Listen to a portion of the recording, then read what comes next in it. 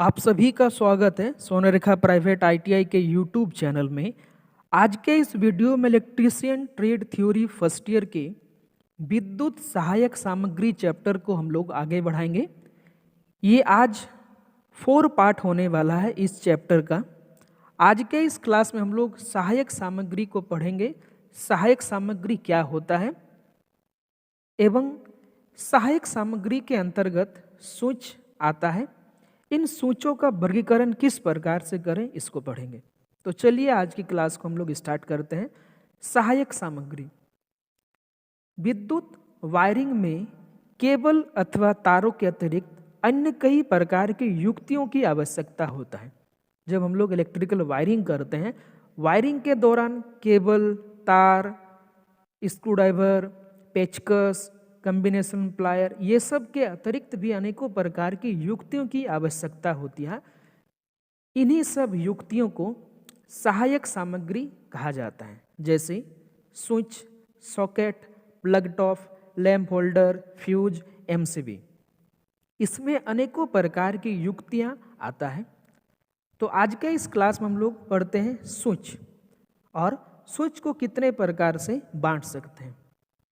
Switch पहले class में भी मैं आपको बताया था, स्विच एक कंट्रोलिंग डिवाइस है जो इलेक्ट्रिक करंट को कंट्रोल करता है। किसी विद्युतिक परिपथ में विद्युत धारा के प्रभाव को नियंत्रण करने अथवा प्रारंभ या समाप्त करने के लिए प्रयोग की जाने वाली युक्ति स्विच कहलाता है। किसी भी इलेक्ट्रिकल परिपथ में अगर आप स्विच का प्रयोग करते हैं तो इससे आप दो काम कर सकते हैं। पहला, इलेक्ट्रिक करंट को आप ब्लॉक कर सकते हैं। दूसरा, इलेक्ट्रिक करंट को इसमें से फ्लो कर सकते हैं। मतलब ये एक कंट्रोलिंग डिवाइस है जो इलेक्ट्रिक करंट को कंट्रोल करता है। स्विचों को निम्न 3 भागों में विभाजित किया गया है। स्विच को और बेहतर ढंग से समझने के लिए स्विच को 3 भागों में, 3 वर्गों में क्लासिफिकेशन करके हम लोग पढ़ते हैं। पहला, कार्य के अनुसार, अकॉर्डिंग टू वर्क। कार्य के अनुसार पहला स्विच एकल पोल एक पथ स्विच, जिसको single pole one way switch कहा जाता है। सिंगल पोल स्विच ये वही स्विच है जिसका प्रयोग हम लोग आमतौर पे घरों में करते हैं। हम लोग जो घरों में करते हैं उसे single pole one way switch कहा जाता है। ये सबसे सरल प्रकार का स्विच है जिसका उपयोग एक लैंप अथवा अन्य किसी घरेलू विद्युत युक्ति उपकरण को एक स्थान से ऑन ऑफ करने के लिए किया जाता है। ये सबसे स्विच का सरल वाला भाग होता है जिसका प्रयोग हम लोग नॉर्मली में अपने डेली लाइफ में करते हैं। एक स्विच का जो डायग्राम है वो इस प्रकार से दिखाया जाता है। इसमें 2 कांटेक्ट पॉइंट होते हैं, ये पहला हुआ और ये दूसरा है। एक डायग्राम दिखा रहा हूँ कि किस प्रकार से एक सिंगल पोल स्विच का प्रयोग करके एक लैंप को आप कंट्रोल कर सकते हैं। इन डायग्राम को ध्यान से देखिएगा। यहाँ पे एक लैंप का प्रयोग किया गया है, एक सिंगल फेज सप्लाई जिसमें 2 वायर होता है, एक फेज और एक न्यूट्रल। एक स्विच जिसमें 2 टर्मिनल है। फेज का एक वायर को ले जाकर स्विच के एक टर्मिनल में दे देंगे। स्विच के दूसरे टर्मिनल को बल्ब के पहले टर्मिनल में दे देंगे और बल्ब के दूसरे टर्मिनल को न्यूट्रल के साथ कनेक्ट कर देंगे। तो इस प्रकार से एक लैंप और एक स्विच का कनेक्शन बन के तैयार हो गया। अब बात करते हैं single pole 2 way switch. Single pole 2 way switch का प्रयोग ऐसे जगह में करते हैं जहां पे एक लोड को 2 जगह से ऑपरेट किया जा सकता है। जैसे पिछले क्लास में आपको बताया था जीने के वायरिंग, जिसे सीढ़ियों में अक्सर प्रयोग किया जाता है, जिसे स्टेयरकेस वायरिंग कहा जाता है। इसमें एक लैंप को हम लोग 2 जगह से कंट्रोल करते हैं।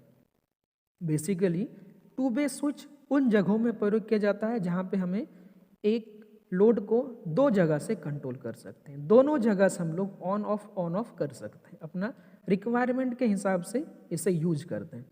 सिंगल पोल 2 वे स्विच का डायग्राम कुछ इस प्रकार से है। अब तीसरा, इंटरमीडिएट स्विच। यह एक 4 टर्मिनल वाला स्विच होता है। जिसका प्रयोग किसी भी लोड को 3 या 3 से अधिक जगह में कंट्रोल करने के लिए प्रयोग करते हैं। इसमें 4 टर्मिनल होता है, 1 2 3 4। इसका डायग्राम कुछ इस प्रकार से होता है चारों टर्मिनल का।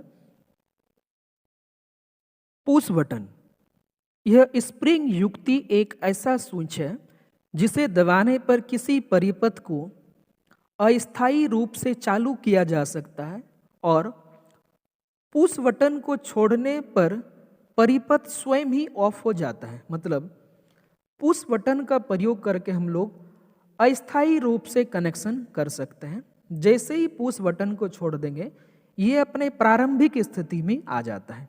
नॉर्मली जो पुश बटन होता है इसका कार्य कुछ इस प्रकार से ही होता है। आजकल पुश बटन का प्रयोग बहुत ज़्यादा मात्रा में कंट्रोलिंग करने में किया जाता है। जैसे कि मोटर को ऑन करना है तो उसके लिए भी पुश बटन का प्रयोग करते हैं। इलेक्ट्रिकल घंटी में भी पुश बटन का प्रयोग करते हैं। बजर में भी पुश बटन का प्रयोग किया जाता है। आप सभी ने देखा होगा जो घर में सबमर्सिबल पंप होता है इसको भी ऑपरेट करने के लिए एक रेड और एक ब्लू कलर का पुश बटन का प्रयोग करते हैं। एक से ऑन होता है और दूसरा से ऑफ होता है। अगर हम लोग बात करें नॉर्मल किसी पुश बटन का तो उसका कार्य यही होता है, जब तक इसे दबा के रखते हैं तब तक कार्य करता, छोड़ देने पर ही अपने पूर्ण स्थिति में आ जाता है। इसी स्थिति को ध्यान रखते हुए हम इसे टेम्पोररी ऑन को परमानेंट ऑन करने के लिए कॉन्टेक्टर का प्रयोग करते हैं। कॉन्टेक्टर का प्रयोग करके हम लोग पुश बटन को परमानेंट ऑन और परमानेंट ऑफ कर सकते हैं। पुश बटन 2 प्रकार का होता है, एनओ पुश बटन और एक दूसरा है NC push button. NO push button का नाम है नॉर्मली ओपन और एनसी पुश बटन का नाम है नॉर्मली क्लोज। जब हम पुश बटन का कनेक्शन कॉन्टेक्टर के साथ करते हैं, एनओ को जब प्रेस करते हैं इसका मतलब होता है नॉर्मली ओपन। इसे जैसे ही हम लोग प्रेस करते हैं ये बदल जाता है एनसी में, मतलब नॉर्मली क्लोज में। इसी प्रकार से जो एनसी होता है नॉर्मली क्लोज, जब इसे दबाते हैं तो ये बन जाता है एनओ नॉर्मली ओपन। मतलब एनसी को हम लोग एनओ बना सकते हैं और एनओ को भी एनसी बना सकते हैं। उसके लिए एक डिवाइस का प्रयोग करना पड़ता है जिसका नाम है कॉन्टेक्टर। तो आज की क्लास में लोग पढ़े सहायक सामग्री किसको कहते हैं, उसके अंतर्गत पढ़े स्विच क्या होता है और स्विच का वर्गीकरण किए कार्य के अनुसार। आने वाली क्लास में स्विच का वर्गीकरण करेंगे संरचना के अनुसार एवं विद्युत वाहन क्षमता के अनुसार। तो आज की क्लास को यहीं पे समाप्त करते हैं। घर में रहिए, सुरक्षित रहिए और ऑनलाइन के माध्यम से अपना पढ़ाई को जारी रखिए।